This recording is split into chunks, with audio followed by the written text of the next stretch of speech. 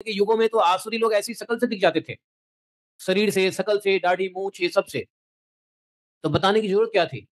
विकराल शरीर, लाल लाल तप्त कांचन दाढ़ी है, तपाए हुए लोहे की तरह दाढ़ी, लाल लाल आंखें, बड़ी बड़ी, शरीर विशाल है, दांते निकला हुआ, आंखों में जैसे कोई अग्नि डाल दिया हो, ऐसे लाल लाल आंख। तो पहले के जमाने में तो बता दिया जाता था कि ये ऐसे दानव होते हैं, ऐसे असुर होते हैं।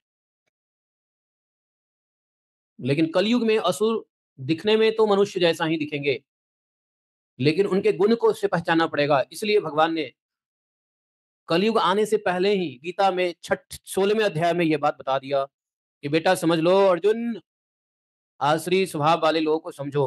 अर्जुन को थोड़ी ना कलयुग में रहना था, ये अर्जुन के माध्यम से हम लोग को भगवान ने बता दिया 16वें अध्याय में कि यदि ये गुण है तो समझ लो, अपने आप को ही समझ लो कि हम सुर हैं या असुर हैं, दैवीय गुण वाले मनुष्य हैं या शैतान गुण वाले मनुष्य हैं, मतलब असुर वाले मनुष्य हैं। दूसरों को भी पहचान लो और खुद को भी पहचान लो। इसलिए भगवान ने 16वें अध्याय में ये दिया है। बात सही है कि नहीं? मुझे तो ऐसा ही लगता है ना, है? आप लोगों को क्या लगता है?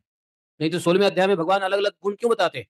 वो तो देखने से ही असुर पता चल जाता है दूसरे युग में, है कि नहीं? इस युग में पता नहीं चलेगा, सब एक जैसे pant, hat, boot, tie, coat पहना रहेगा, लेकिन अंदर से आसुरी गुण भरा रहेगा। तो आसुरी गुण समझ लो, जिसके पास दंभ है, घमंड है, अभिमान है, क्रोधी है, कठोर है, अज्ञान है, दूसरों का नाश करता है, ये सब आसुरी संपदा लेकर उत्पन्न हुए पुरुषों के लक्षण हैं, और वो असुर ही है मनुष्य के रूप में। अभी हिरण्यकश्यपु क्या है?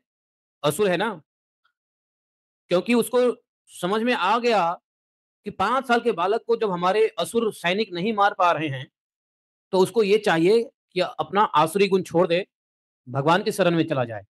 लेकिन नहीं, हम मार के दिखाएंगे, हमें अपनी शक्ति पे भरोसा है। लेकिन दैवी गुण वाले भक्त लोग ऐसा नहीं करते। भक्त लोग कोशिश करते हैं अच्छी चीजों की, अगर कोशिश सफल नहीं होती तो छोड़ देते हैं, ज्यादा टेंशन नहीं लेते। अरे भजन करना है या इसी में चक्कर में पड़े रहेंगे। हाँ, प्रयास जरूर करते हैं कि ठीक है ऐसा हो जाए वैसा हो जाए, लेकिन प्रयास सफल नहीं हो तो छोड़ देना चाहिए, भगवान के शरण ले लेना चाहिए, भगवान की इच्छा पे छोड़ देना चाहिए। ऐसी इच्छा है भगवान की, छोड़ देना चाहिए। लगे रहना, लगे रहना, लगे रहना, लगे रहना,